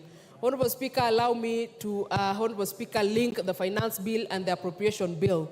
The finance bill, Honorable Speaker, is the one that enables or actually budgets or finances the appropriation bill. And without the finance bill, Honorable Speaker, we can as well declare that we don't have an appropriation bill, Honorable Speaker. The appropriation bill, Honorable Speaker, is where all of us are going to get the monies that we need for the different projects that, Honorable Speaker, we want to run in our constituencies, Honorable Speaker. Honorable Speaker, I support this bill on many grounds, Honorable Speaker. Honorable Speaker, I am a sugarcane farmer and I represent people, Honorable Speaker, who farm cane, Honorable Speaker. And looking at the finance bill, Honorable Speaker, and reading it together with a committee report, Honorable Speaker, that proposes a removal of the cane transportation, Honorable Speaker, it has zero-rated that particular provision, Honorable Speaker. Honorable Speaker, this gives me a reason to be able to support this bill. Honorable Speaker, I come from a county that does tea farming, Honorable Speaker, and production and processing of tea. Honorable Speaker, when I read the committee proposals, Honorable Speaker, on the removal of the tea packaging material, Honorable Speaker, I am happy and I support this particular bill, Honorable Speaker. Honorable Speaker, the eco levy has been a levy that has been up for discussion for a very long time, Honorable Speaker. And Honorable Speaker, I would want to say that the committee, or reading the committee report, Honorable Speaker, I gained better understanding of what an eco levy, Honorable Speaker. And Honorable Speaker, I support this particular levy because, Honorable Speaker, it is clear that it is a levy that is aimed at ensuring that we have environmental conservation. Honorable Speaker, this is a bill, Honorable Speaker, that is justified. That, Honorable Speaker, if you import whatever you import as a finished product, you must as well give us some money for us to be able to manage your waste, Honorable Speaker. And this, Honorable Speaker, is a levy on imported finished products, Honorable Speaker.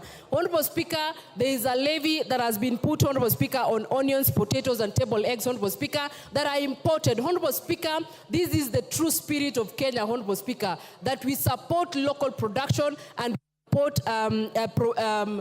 the prioritization of locally produced goods, Honorable Speaker. It is fair, Honorable Speaker, that the farmer of potatoes in Molo, that the farmer of onions in Trans Nzoia, Honorable Speaker, that do onion production, Honorable Speaker, is given a priority.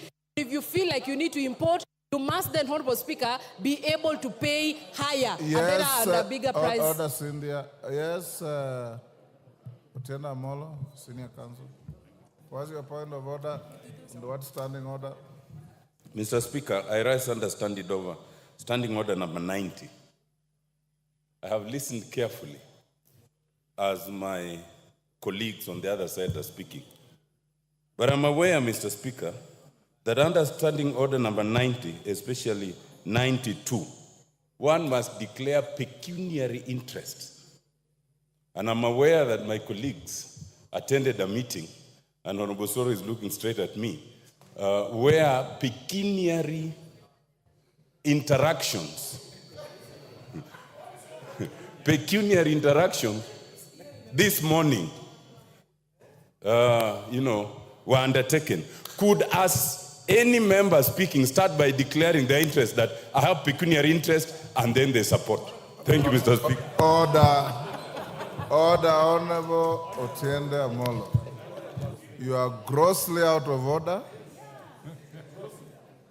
for misreading standing order 90, misleading the House, and raising a frivolous point of order. Go on, Cynthia. Thank you, Honorable Speaker. Honorable Speaker, in my submission, I am clear in my declaration of interest that I represent people who do sugarcane farming and tea farming. Thank you, Honorable Speaker. Ignore him and proceed. Well guided, Honorable Speaker. So, Honorable Speaker, I support this bill in its entirety. And Honorable Speaker, I also want to give an assurance, Honorable Speaker, to the Honorable Robert Mbui. When he was speaking, Honorable Speaker, he was worried that what happens if we are hoodwinked in terms of the proposal that have been put by the committee, Honorable Speaker, and he has been a very good honorable member of this House. Together with myself, Honorable Speaker, we will ensure that whatever these proposals that the committee has put in regards to this bill are actually put into in the second reading, Honorable Speaker, are considered so that the people of Kenya, Honorable Speaker, can be able to benefit from this bill. Honorable Speaker, I want to compare the finance bill of 2023 and the finance bill of 2024, Honorable Speaker. Last year, Honorable Speaker, I was pensive about the finance bill of 2023. And I want to report here today, Honorable Speaker, that I am a happy person that I took part in the passing of the finance bill of 2023, as hard as it looked, Honorable Speaker. And I am happy, Honorable Speaker, because some of the provisions that were put in place by that finance bill last year, Honorable Speaker, are finally bearing fruits, Honorable Speaker. You remember, Honorable Speaker, that there was an issue about the clinkers, Honorable Speaker. this year, Honorable Speaker, this country has a clinkers factory in Turkana, Honorable Speaker, that is able to produce clinkers and has reduced its importation, Honorable Speaker, by close to 90%. Honorable Speaker, if that is not a win in the last year's financial finance bill, I don't know what is, Honorable Speaker. Honorable Speaker, on the issue of importation and hiking or putting the taxes on importation, Honorable Speaker, we are simply saying, Honorable Speaker, that let us be able to consider the Maxis and the Yana of this country, Honorable Speaker, that are produced locally in terms of tires, as opposed to, Honorable Speaker, the Michelin and the Bridgestone, Honorable Speaker. And Honorable Speaker, this is not barring anyone from using them. It is actually saying, let us just promote local, because these ones are going to be more affordable. But if you're a person of means, Honorable Speaker, and you feel like your class is Bridgestone, you can still go ahead and do the same, Honorable Speaker. So, Honorable Speaker, I support this particular bill. And Honorable Speaker, listening to Opio and the Honorable Able Minority Leader, Honorable Speaker, he says that this government has made mistakes after mistakes. And Honorable Speaker, I want to say this. If the results of the mistakes after mistakes that have been made by this government is the exchange rate going, the Kenya shilling doing better, Honorable Speaker, I am proudly associated with the mistakes that have been made by this country. Honorable Speaker, if the mistakes include the ease of doing business, Honorable Speaker, in this country that is growing better every day, I want to say that I'm proudly associated with the mistakes that have been made by this government, Honorable Speaker. And I continue to support it because, Honorable Speaker, we are going to have a better future, we are going to have a better economy, we are going to have better things that are going to come out of this finance bill, Honorable Speaker. So I support it in totality. Honorable Speaker, just to speak to the Gen Z, I hear they have been referred to Gen Z, Honorable Speaker. I want to appreciate that particular generation, Honorable Speaker. And when you look at young people fighting for their rights, fighting for their space in person, Honorable Speaker. And if you noted, Honorable Speaker, they did not spoil or go and vandalize any shops in this town, Honorable Speaker. They were picketing in peace, and they were actually showing us place cards, Honorable Speaker, showing what they wanted. Honorable Speaker, I want to say that I am proudly associated with those people, and I appreciate this committee for listening to those young members of this country and implementing some of the suggestions that they were giving. Honorable Chair of the committee, we appreciate what your committee has done, and we will be here during the second reading to support it and see that it goes through, Honorable Speaker, so that we can honor those young people and even going into the future. I support this bill, Honorable Speaker. Junet Mohammed. Mr. Speaker. Order, Honorable Millie, you are the mother of this house. This is a young first-timer. You should guide her other than heckle her. Mr. Order, Honorable Millie. I honored you by calling you the mother of this house. It's your duty to mentor young first-timers, not to heckle them. Go on. Mr. Speaker, I think Millie has graduated to grandmother. Anyway, Mr. Speaker, I stand to oppose the Finance Bill 2024. Mr. Speaker, when this bill landed in the House, Mr. Speaker, and it was tabled for the first reading, Mr. Speaker, and I took a copy of it, Mr. Speaker, I said this bill, I'm sure, was not made on earth. It must have been made somewhere else, Mr. Speaker, because no human being can sit somewhere and craft that kind of bill, Mr. Speaker, for people who live on this earth, Mr. Speaker. Why do I say, Mr. Speaker, so? Mr. Speaker, the bill was attacking a human being from all sides, from his stomach, from his head, from his legs. You cannot move, you cannot eat, you cannot sleep, you cannot travel. That's what the bill was doing, Mr. Speaker. Mr. Speaker, I was asking myself again a question. If this bill has decided to tax everything under the sun, from bread to tires of mukokoteni, of piki-piki, boda-bodas, wheelbarrows, even wheelchairs of disabled people, Mr. Speaker, I was asking myself, in the next financial year that is just 8 months to come, what will they tax now? Because you have taxed basically everything. What are you going to tax next? I thought the next taxation is going to be the oxygen now that we are taking. Yes, order, Janet. Yes, Lelmengit. What's your point of order and what standing order? I'm standing under the standing order number 91, Mr. Speaker. I want Honorable Junet to substantiate that we are only putting levies on imported assembled motorcycles, not locally assembled and not locally manufactured, so that the Kenyans out there can know, can know the truth, Mr. Speaker. Thank you. Mr. Speaker, I have not even spoken about that. Me, I spoke about rubber. I did not talk about assembled, disabled, and non-assembled. I have not talked about that. You must be in a different house than me. You must be in Wasingishu County Assembly or something, Mr. Speaker. Mr. Speaker, to proceed with my point of argument, Mr. Speaker, if this bill was done the way it was done, without the input of serious government technocrats, Mr. Speaker, then it has proved to me that this government lacks technocrats. What it has also come to prove is that when we were campaigning, this government said they have a plan. And they put everything that is flowery, that is good in that plan. But I can see now what is happening in this country is to govern this country without a plan. Because there is no plan that can recommend this kind of finance bill, Mr. Speaker, on earth. It is a process now. The process now the government or the regime has entered is to govern without a plan. And I think the people who have been entrusted to develop these bills, to bring it here, those people really want to bring down this government. And it is coming down slowly. And so, I mean too fast. Mr. Speaker, you cannot, I want to tell my colleagues and members of parliament here, where the rubber meets the road is this house. The bill can be manufactured anywhere. It can be manufactured inside a bar, inside a hotel, inside your home, but in the end, it has to be passed here.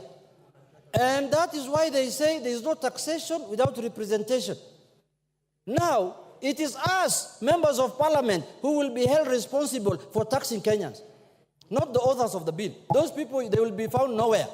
The people whose the question will be put to them, as many of that opinion say aye, as many of that opinion say nay, it is us. Today, we have an opportunity to stand with the people of Kenya, to defend the people who elected us. Today, against harsh taxation, against imposing taxation that is going to make them, Mr. Speaker, you are taxing bread, the stomach of someone. You are taxing rubber, the mobility of someone. You are taxing money transfer and money services. People cannot afford anything to buy because the money will be expensive. What else has remained other than death now? Somebody just has to die now. Nothing else has remained. But Mr. Speaker, I want to say this. Taxation must be, we know the general principles of taxation, Mr. Speaker. The general principles of taxations are known. Myself, I've interacted with the finance bill now for the 11th or 12th time, Mr. Speaker.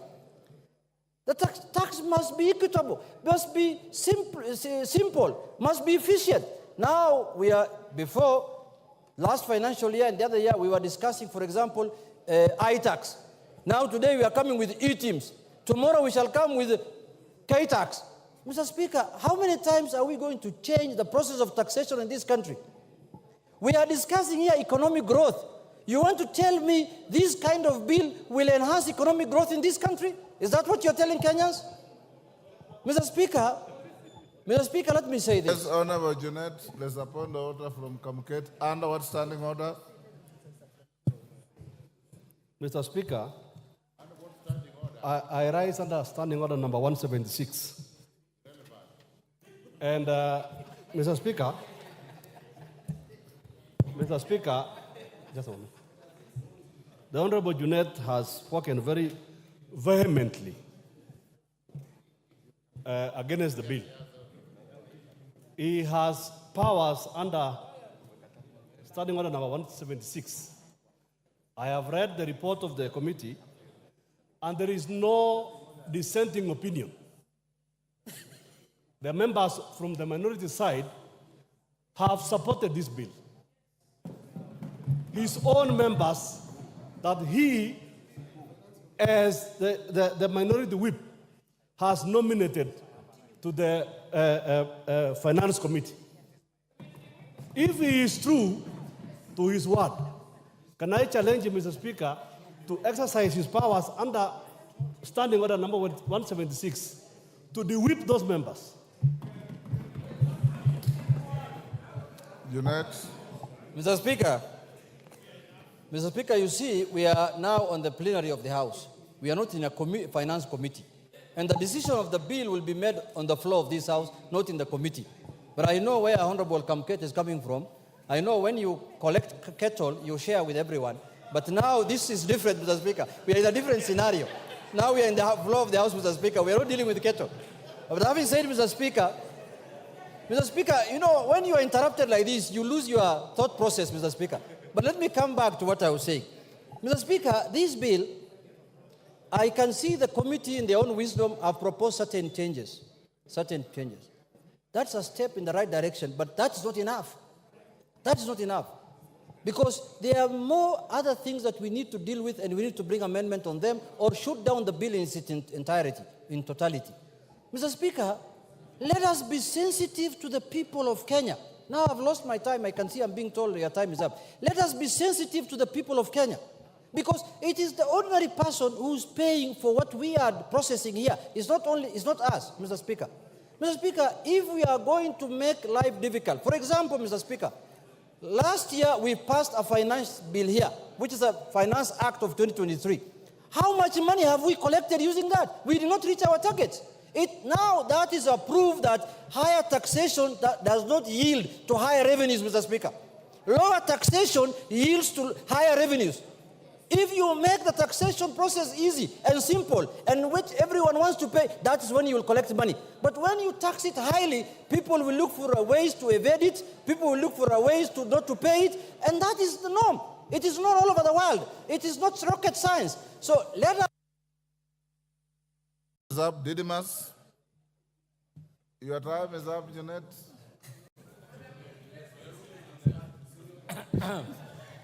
Didymus. Thank you, Mr. Speaker, for giving me this opportunity also to add my voice on this very important bill, the Finance Bill 2024.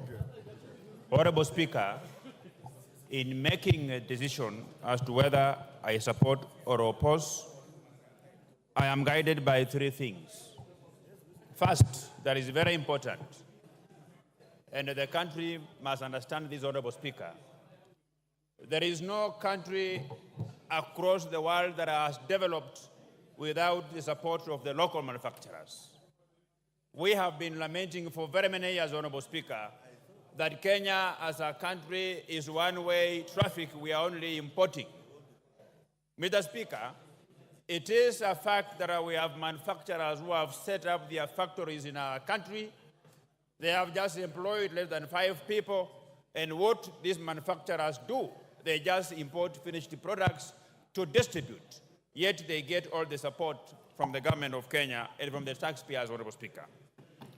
The second thing that is very important, Honorable Speaker, is that the problem that this country is facing, and it is a time bomb, Honorable Speaker, is lack of employment for the surging young population of this country.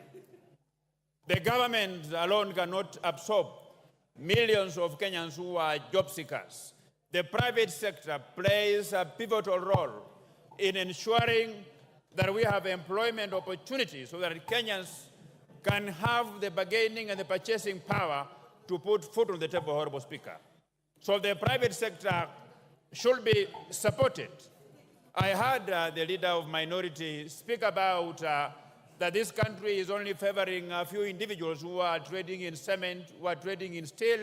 Honorable Speaker, I want to ask and to urge the leader of minority, Honorable KWANZA, who is my very good friend, that he has an opportunity to set up a steel factory in this country.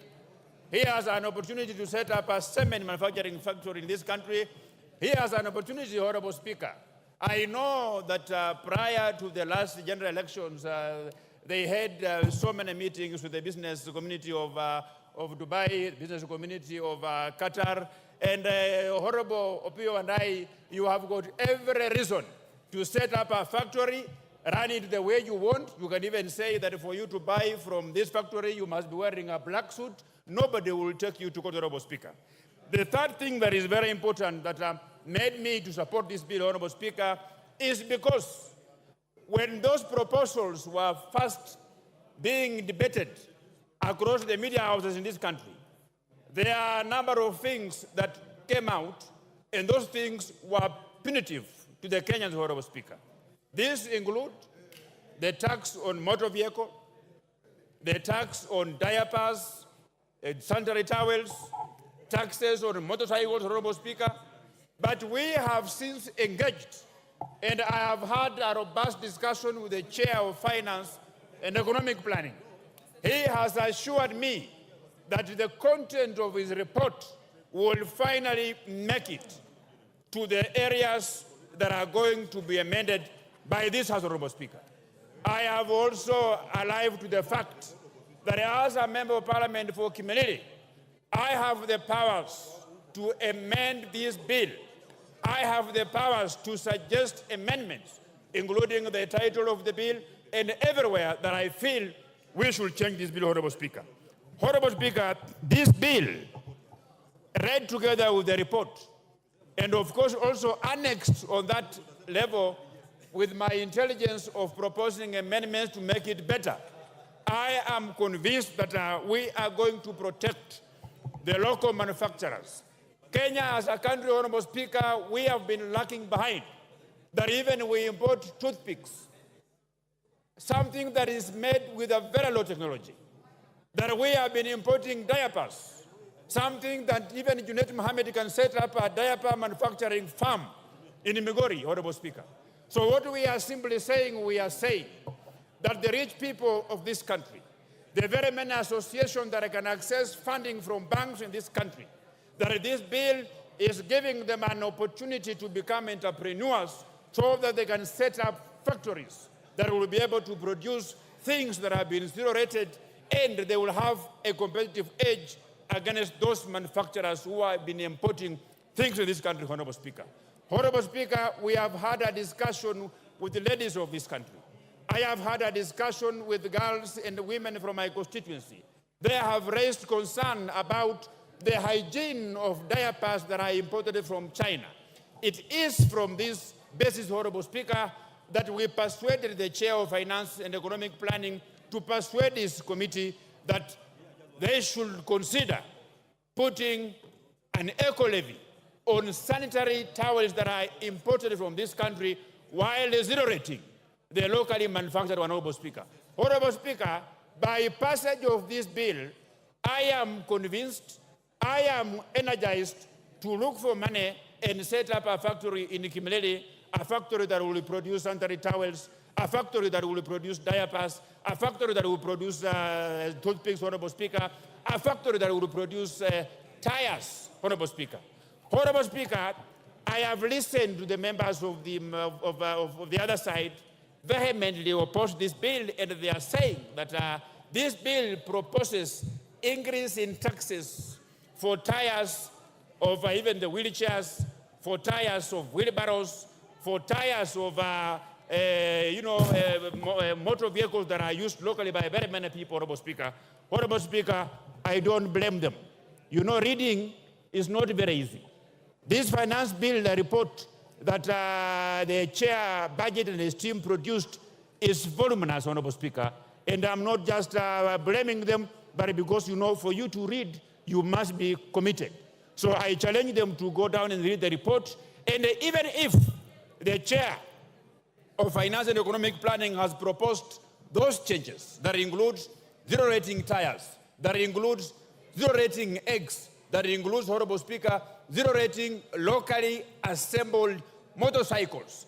I want to tell this House that we have all the powers to even propose similar proposals, so that by the time when we will be coming here on third reading, then if those proposals will not be put forward by the committee, then each one of us will have the powers to move ahead and come up with those committees, Honorable Speaker. Honorable Speaker, this bill, we have been grappling with the problem of unemployment in this country. There are very many factories in this country, Honorable Speaker. This bill is going to put a stop on people whom I can refer to them as conmen. These are industrialists who set up industries in this country, but they don't manufacture anything. They don't employ anybody. They just employ an accountant who processes things from foreign countries to come here and distribute them. That is why the Finance and Economic Planning Committee was intelligent enough to say, locally assembled. So even if you will import parts, you will bring in various parts, but there is evidence that you are assembling, that you require to employ a Kenyan to assist you in assembling, that you require to employ another Kenyan to assist you in cost estimation of those parts. Honorable Speaker, that is why I stand here today as a member of Parliament for Kimilili, exercising my constitutional powers and authority, that I have the powers to amend each and every section of this bill, Honorable Speaker. And being alive to the fact that the reason why the people of Kimilili brought me into this house is to ensure that the road from Rashid to Chepkwabi is tarmacked, Honorable Speaker. Is to ensure that we have a Huduma Center that is fully equipped and functional in the Kimilili constituency, Honorable Speaker. That I ensure I source for funds to tarmac the road from Maini to Kapsokon, Honorable Speaker. For those very reasons, Honorable Speaker, I stand here as a proud Kenyan, as a proud member of Parliament, supporting this bill, and I want to assure the Kenyans who are listening to me that if there is any section of this bill that is further punitive to them, I will bring amendment. You don't throw the baby in the bathwater. For my members of the opposition, Junaid Mohammed, you presided over a regime in the last Parliament that committed serious financial atrocities. You don't speak for Kenyans. The people who speak for Kenyans are the government, are myself. When you speak, the country bleeds. When I speak, the country listens. I thank you, Honorable Speaker, and I support. Commissioner Makau. Thank you, Mr. Speaker. From the onset, Mr. Speaker, let me say I thank you for giving me this chance to voice my sentiment on this. Where's Nzengu? What's your point of order and under what standing order? I rise under standing order number 1. It is not available to you. That is for the Speaker. I just seek a guidance from you, Mr. Speaker. Yes. Looking at the interest of members, I wanted to implore you to allow the cards not to be removed over lunch hour so that we can continue in the afternoon. Thank you, Mr. Speaker. Okay, Mark. So that you don't lose your slots. That is a fair request. And the house will be guarded by the sergeant, so if your cards are left in the slots, they'll be safe. Yes. Thank you, Mr. Speaker. I will restrain myself on the Finance Bill 2024. Mr. Speaker, I was very optimistic when I was going through this bill.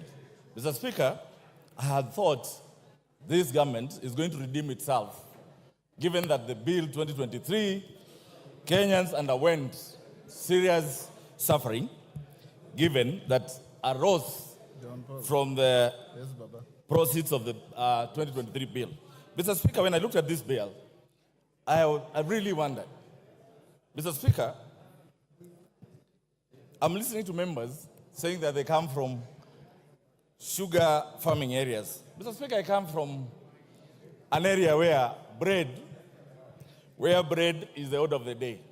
Mr. Speaker, when you come to Mlolongo, when I looked at that bill, they did not define bread. They spoke of gluten and bread. Mr. Speaker, most of our hustlers, when you come to Mlolongo and Athi River, they trade on bread in terms of mandazi, in terms of samosas, and that kind of stuff. So, Mr. Speaker, when I saw this proposal of 16%, Mr. Speaker, being proposed, the bread to be subjected to VAT, it broke my heart. Mr. Speaker, as I stand in this house, when I looked at all these clauses, Mr. Speaker, I looked at clause 9, clause 25, clause 23, clause 35, clause 63, and clause 63. Mr. Speaker, these proposals, sometimes I wondered, really, the advisors of the executive on matters of this bill. Mr. Speaker, when this government, on its manifesto, they say they're going to take care of the hustlers, the mamambogas, the bodabodas, but when I look at this proposal, Mr. Speaker, none of them was addressing the well-being of those hustlers. Today, Mr. Speaker, as I stand here, when I looked at the proposal on data protection, Mr. Speaker, that proposal wanted to amend the Data Protection Act. I think that is Cap 2114C. Mr. Speaker, I want to remind our colleagues on the other side that yesterday we had members whose accounts were frozen because the same act, the same data protection was misused, and members of the then Tanga accounts were frozen. Today, Mr. Speaker, when someone proposes that this data protection, our personal data should be given to KRA, Mr. Speaker, our government can come in place. And you never know. Your account, someone might say that you owe the government 100 million in taxes. Mr. Speaker, it's high time this House stood and said no to such proposals. Mr. Speaker, however, I have looked at the report. I know the Finance Committee have done something on it. And Mr. Speaker, we must be very careful. There is no way I'll sit here and understanding that a government must fund its budget. We must look at what is happening to the taxes that we are collecting and why are Kenyans not paying taxes. Mr. Speaker, I join speakers who say, let us loosen the tax bracket so that we tax Kenyans less, so that they will be encouraged to pay more taxes. And we are going to realize these monies that we want to finance the budget that we have. Mr. Speaker, as I stand here, I am also concerned about the proposal protecting some investors. Mr. Speaker, I come from a constituency where all the cement factories are. It is true, there is only one supplier of billets. And Mr. Speaker, the way this bill was proposed, it was proposing a 17.5% tax.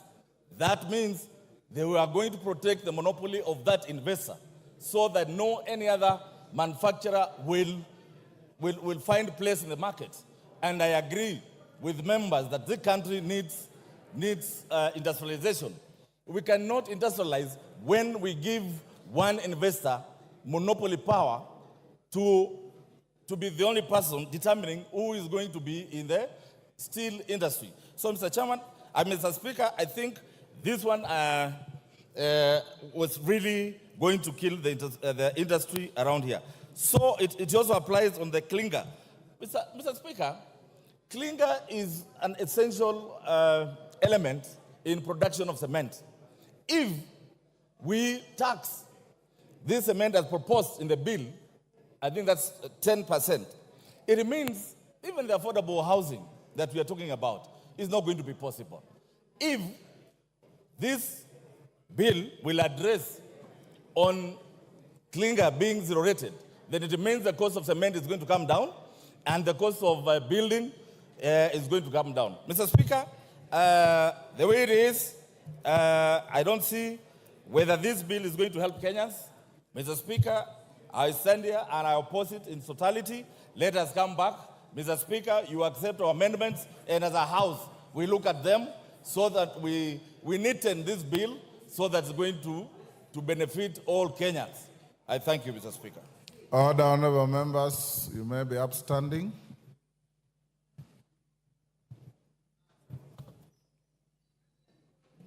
Honorable members, it's now 1 p.m. The House stands adjourned until this afternoon, Wednesday, 19th, 2024, at 2:30 p.m.